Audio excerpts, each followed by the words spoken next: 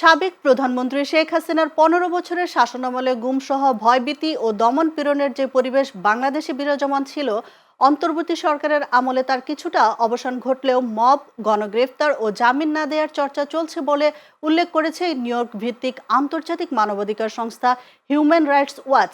সংস্থাটির ভাষ্য, ২০২৪ সালে ক্ষমতায় নেওয়া অধ্যাপক মোহাম্মদ ইউনূসের নেতৃত্বাধীন অন্তর্বর্তী সরকার আইন শৃঙ্খলা পরিস্থিতি নিয়ন্ত্রণ এবং প্রতিশ্রুতি মানবাধিকার সংস্কার বাস্তবায়নে ব্যাপক হিমশিম খাচ্ছে। একই সঙ্গে রাজনৈতিক প্রতিপক্ষ হিসেবে বিবেচিত হাজারো মানুষকে নির্বিচারে আটকের অভিযোগও তুলেছে সংস্থাটি। বাংলাদেশ সম্পর্কিত সর্বশেষ বার্ষিক প্রতিবেদনে এমনই তথ্য তুলে ধরেছে হিউম্যান রাইটস ওয়াচ।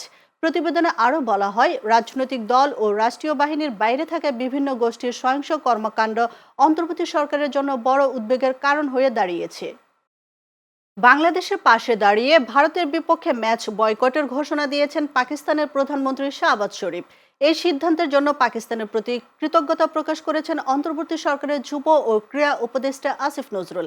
আজ সামাজিক যোগাযোগ মাধ্যম ফেসবুকে দেওয়া এক পোস্টে আসিফ নজরুল পাকিস্তান সরকারের এই অবস্থানকে সাহসী ও নৈতিক বলে উল্লেখ করে দেশটির প্রতি ধন্যবাদ জানান। এর আগে গত ১ ফেব্রুয়ারি পাকিস্তান সরকারের অফিসিয়াল এক্স অ্যাকাউন্ট থেকে প্রকাশিত এক বিবৃতিতে জানানো হয়, আইসিসি টি-20 বিশ্বকাপ ২০২৬-এ অংশগ্রহণের জন্য পাকিস্তান ক্রিকেট দলকে সরকারি অনুমোদন দেওয়া হয়েছে। তবে একই সঙ্গে স্পষ্ট করে বলা হয়, ১৫ই ফেব্রুয়ারি ভারতের বিপক্ষে নির্ধারিত ম্যাচে পাকিস্তান দল অংশ নেবে না। পরবর্তীতে বিষয়টি নিয়ে আনুষ্ঠানিক ঘোষণা দেন প্রধানমন্ত্রী শাহবাজ শরীফ।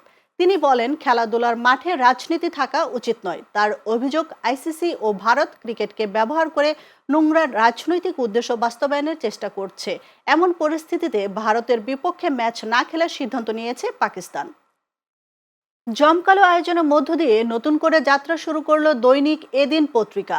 নর্থ সাউথ গ্রুপের মালিকানাধীন পত্রিকাটির নবযাত্রা উপলক্ষে সোমবার রাজধানীর বসুন্ধরা কনভেনশন হলে দিনব্যাপী কেক কাটা, আলোচনা সভা ও সাংস্কৃতিক অনুষ্ঠানের আয়োজন করা হয়েছে।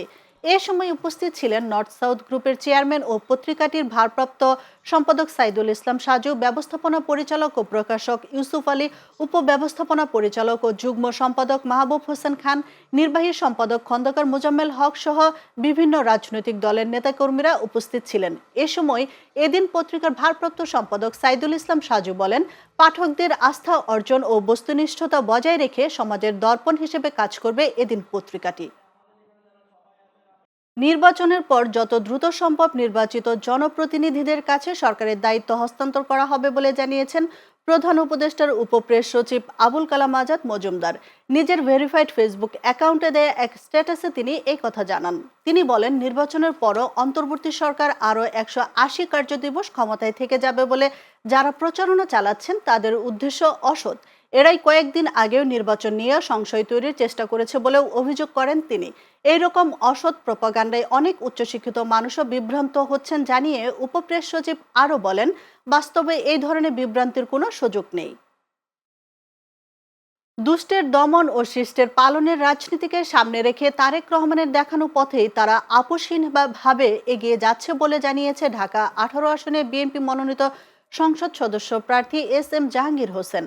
বুধবার রাতে উত্তরা ক্লাবে বাংলাদেশ টেক্সটাইল ইঞ্জিনিয়ার্স ফোরাম কর্তৃক আয়োজিত টেক্সটাইল ইঞ্জিনিয়ার্স মিলন মেলা ও মতবিনিময় সভায় প্রধান অতিথির বক্তব্যে তিনি কথা বলেন। তিনি বলেন, বিএনপি ক্ষমতায় এলে টেক্সটাইল খাতকে আধুনিকায়নের পাশাপাশি নতুন টেক্সটাইল বিশ্ববিদ্যালয় স্থাপন, গবেষণা ও প্রশিক্ষণ সম্প্রসারণ, আধুনিক ল্যাব সুবিধা নিশ্চিত এবং টেক্সটাইল ইঞ্জিনিয়ারদের কর্মসংস্থান ও মর্যাদা বৃদ্ধিতে কার্যকর উদ্যোগ নেওয়া হবে।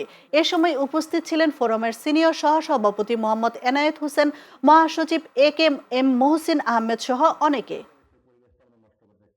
রাজনীতি মানে সেবা করা বলে মন্তব্য করে নারায়ণগঞ্জ ১ আসনের প্রার্থী মুস্তাফিজুর রহমান ভূঁইয়া বলেছেন, তিনি জনগণের সেবা করে যেতে চান। নারায়ণগঞ্জের রূপগঞ্জের পাড়াগাঁও ঈদগাহ সিটি মার্কেট এলাকায় দিনব্যাপী ফ্রি মেডিকেল ক্যাম্প ও ওষুধ বিতরণ অনুষ্ঠানে প্রধান অতিথির বক্তব্যে তিনি এসব কথা বলেন। তিনি বলেন, রূপগঞ্জের খালগুলো প্রভাবশালীদের দ্বারা ভরাট হয়ে যাওয়ায় রূপগঞ্জের মানুষ পানিবন্দী হয়ে পড়েছে। খালগুলো দখলমুক্ত করা হবে। একই সঙ্গে রূপগঞ্জের শিক্ষা, চিকিৎসা, কর্মক্ষেত্র এগিয়ে যাবে। এ সময় উপস্থিত ছিলেন বিএনপি অঙ্গ সংগঠনের নেতাকর্মীরা। বরগুনার সদর উপজেলার মাঝের চরে জরাজীর্ণ আশ্রয়ণ প্রকল্পে মানবতার জীবন কাটাচ্ছেন অন্তত ৪০টি পরিবার। দুর্যোগপ্রবণ এই এলাকায় নেই পর্যাপ্ত নিরাপত্তা, নেই ভবিষ্যৎ নিশ্চয়তা, মানবিক সকল সুযোগ সুবিধা ও নিরাপদ জীবন নিশ্চিতের সংশ্লিষ্ট কর্তৃপক্ষের সহায়তার দাবি বাসিন্দাদের। প্রতিনিধি মোহাম্মদ সৌরভ হোসেনের পাঠানো তথ্যচিত্রে বিস্তারিত ডেস্ক রিপোর্টে। বরগুনার সদর উপজেলার ১ নম্বর বদরখালী ইউনিয়ন ও পাথরঘাটা উপজেলার কাকচিড়া ইউনিয়নের সীমানা ঘেঁষা মাঝের চর। দুর্গম এই চরাঞ্চলে জরাজীর্ণ আশ্রয়ণ প্রকল্পে মানবেতর জীবনযাপন করছেন প্রায় ৪০টি অসহায় পরিবার। চারোদিকে বিষখালী নদী, এই মধ্যে মাঝের চর। এই জায়গায় যারা থাকে তাদের তো টাকা পয়সা থাকলে কেউ এখানে থাকতো না, এরাই একেবারে বাধ্য হয়েই থাকে। কিন্তু সরকার একেবারেই উদাসীন এইসব জায়গায়। আমরা তো খুব কষ্টের মধ্যে আছি। বৃষ্টি আসবে এর আগে পরে আমাদের ঘরের ভিতর। আর বর্তমান যে টিনের যে অবস্থা, তো কোনো দায় দাবার আসলে এরা উড়ে লয়ে যায়। প্রতি মাসে ২-৩ হাজার টাকার মতন খরচা হয়ে যায়। কিন্তু আমরা এই যে টাকাগুলো আমাকে খুব পুরো বাচ্চা কাচ্চা লইয়ে থাকতে বড় কষ্ট হয়। নেই কোনো সাইক্লোন শেল্টার। মাধ্যমিক ও উচ্চ মাধ্যমিক পর্যায়ে পড়াশোনা করতে জীবনের ঝুঁকি নিয়েই শিক্ষার্থীদের পাড়ি দিতে হয় নদী। ঝড় কিংবা জলোচ্ছ্বাসের পূর্বাভাস পেলেই আতঙ্কে কাটে দিন। দুর্যোগপ্রবণ এই চরাঞ্চলের মানুষের জীবনমান উন্নয়নে প্রশাসনের পক্ষ থেকে কেবল আশ্বাস ছাড়া কিছুই মেলেনি।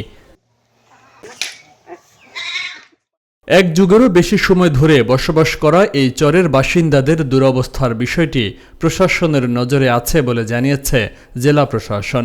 তবে নতুন কোনো প্রকল্প ছাড়া বাসিন্দাদের জীবনমান উন্নয়নে দ্রুত কোনো পদক্ষেপ নেওয়া সম্ভব হবে না বলেও জানান তিনি। মাঝের চরে যে আশ্রয়ণ প্রকল্পে যে ব্যারাক ঘর, সেইগুলা সরকারের যে ভূমি মন্ত্রণালয় থেকে আছে, ভূমি মন্ত্রণালয়ের বরাদ্দ দিয়ে এগুলো করা হয়েছিল। আমরা এই ওখানে যে যারা জন্য ঘরে যে মানুষগুলো বসবাস করে তাদের কথা চিন্তা করে আমরা মাঝে ভূমি মন্ত্রণালয়ে চিঠিও লিখেছিলাম। কিন্তু ওইখান থেকে আমাদের স্রেফ জানিয়ে দিয়েছে যে এই প্রকল্প শেষ, এই প্রকল্পের সংস্কার বাবদ কোনো বরাদ্দ দেওয়া হবে না।